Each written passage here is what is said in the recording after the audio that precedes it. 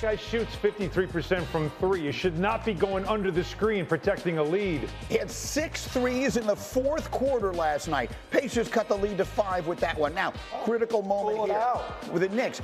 Rick Carlisle had done a great job of maintaining his challenge. He challenges and wins there on a foul on Siakam. It's overturned, so the Pacers get it back, down by 5, under 30 seconds to go, and it's Aaron Nesmith again. This is the Nesmith game. He had 20 in the fourth quarter, and that sets up this. Pacers down by 2, 7 seconds left. Here's how it sounded on their radio. Halliburton driving, he's in the lane, he nearly lost it, he backs up and unloads a 3. Oh! That did not happen!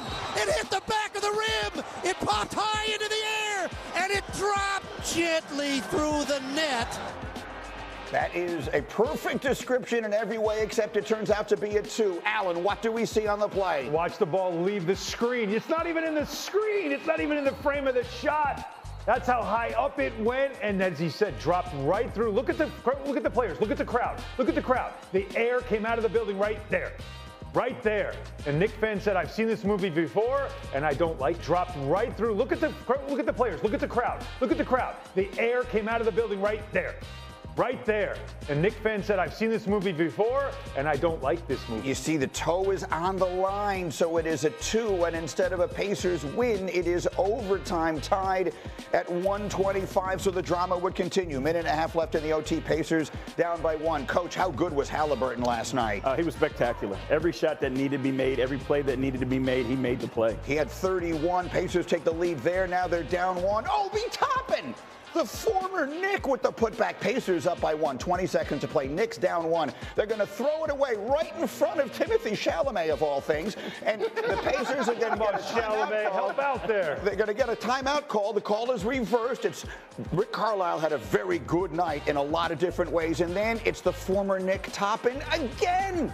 A lot of contact, no call. Pacers a 3-point lead. 138-135. Last night's game. He did. He had 43 last night, but that one's not even close, but then they're going to get a great look.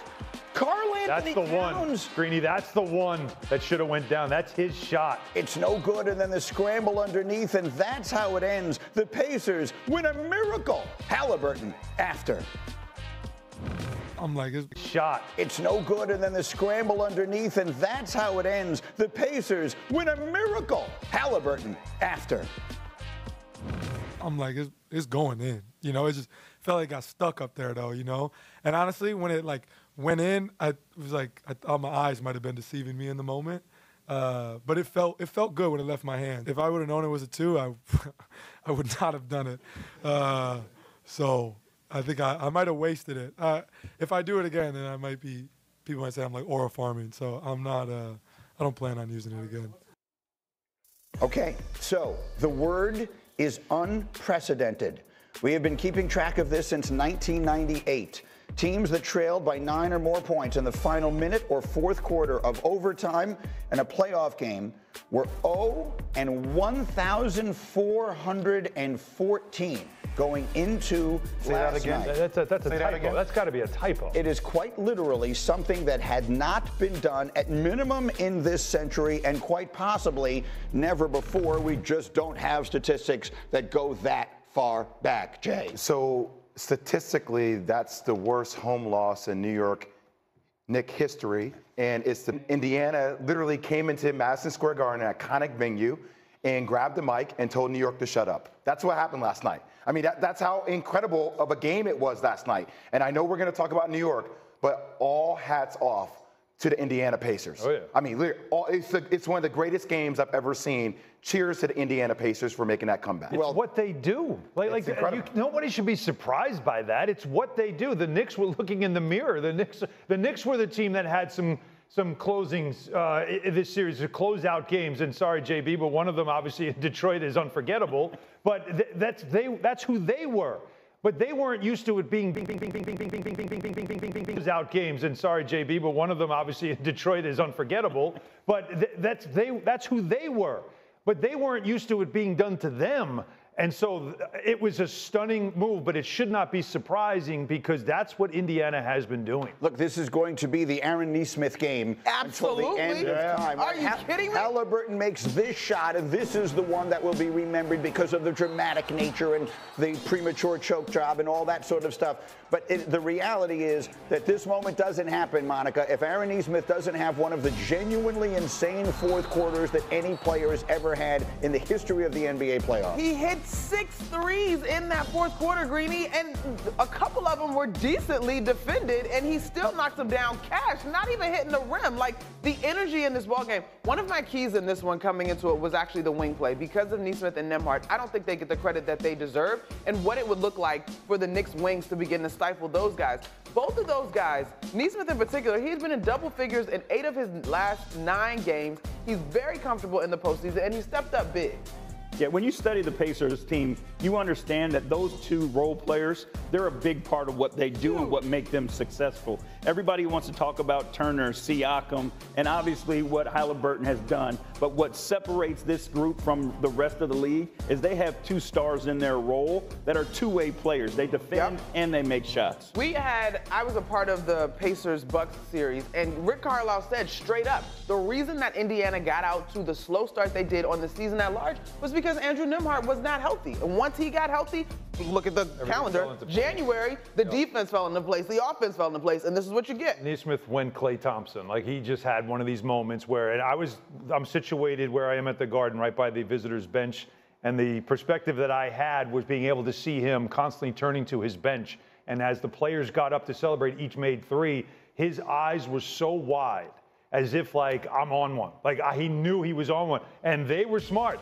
They were finding him every time, and for some reason, the Knicks kept going under screens. That time, Hart slips. That was the one that cut it to a 2-point game. That's the one that I think you see there. This one right here is when, you always believe, but that's the one that's like, not just we believe we can come back. It was, oh, we're going to win this game. That was the difference maker with that shot there. Maybe Greg Popovich used to always talk to me about who are you when you get tired, right? And I think down the stretch, considering that the Knicks have a shorter rotation, 7 players that played the majority of their minutes, there's a cumulative effect that goes into that game. And when you look at a lot of those Naismith threes, a lot of those are just miscues where defensively the Knicks are standing up. Like, there's not a sense of urgency about being down in the stance, and it's just attention to detail down the stretch.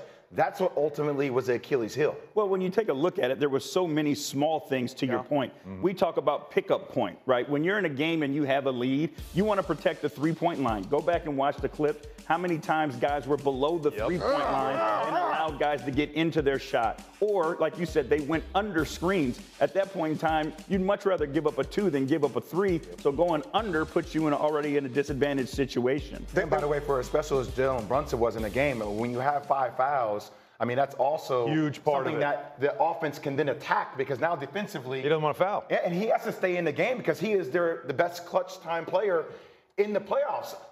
Or maybe not. I don't know. Maybe that's Tyrese Halliburton. Here you go. I don't know, but they're right there. They're right there. That's why this matchup is so great. We have sat here on a couple of different mornings during this postseason talking about the Knicks doing this exactly to the Celtics, or almost this, because, again, this was a comeback quite literally the likes of which we'd never seen before. And in all of those mornings, I remember saying, for the Knicks to come back in this game, they couldn't do that without help. You can't come back from this deficit without the team that is in front making the mistakes that are required, the door coming open, and that's clearly what happened. We kind of have seen a comeback like this before. It was just Reggie Miller in 1995. Well, yes. I mean, with the history of this, anyway, to Greeny's point, the 2 things to me that stand out in the midst of this comeback, free throws.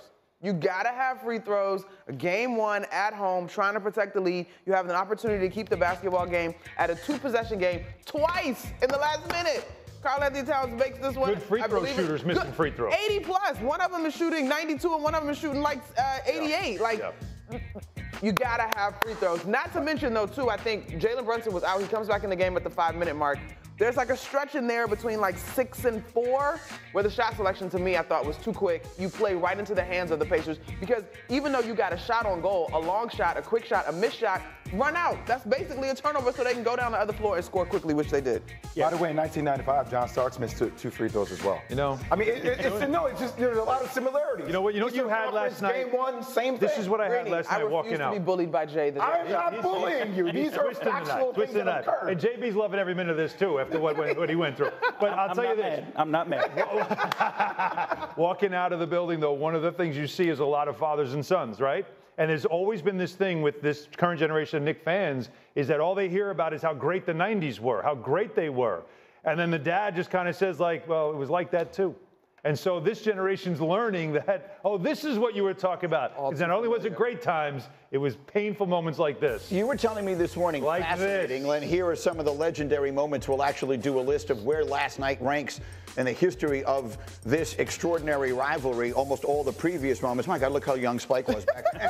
Anyway, the point, JB, the point is you were telling me this morning that when you were down that many points in the fourth quarter, on some level, you're just coaching for the next game. You're coaching to get your team feeling good about itself. Not if you win, it's not even really what you're thinking about is we're going to come back and win this game. What you're trying to do is continue to preach what you've preached. Is we play through the whistle, right? You give yourself an opportunity, but in that opportunity, you want to give yourself some life going into next game. I thought the New York Knicks did a great job for about 44 minutes.